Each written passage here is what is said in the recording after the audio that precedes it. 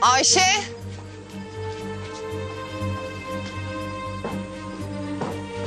Ayşe.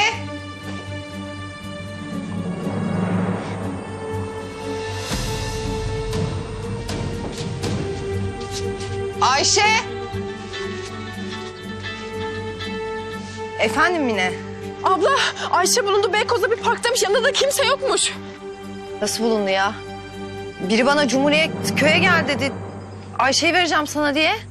Abla tamam sen hemen geri dön. Neredesin şimdi? Ben Cumhuriyet köydeyim. Piknik alanlarını geçtikten sonra orada... Abla. Abla. Abla cevap ver.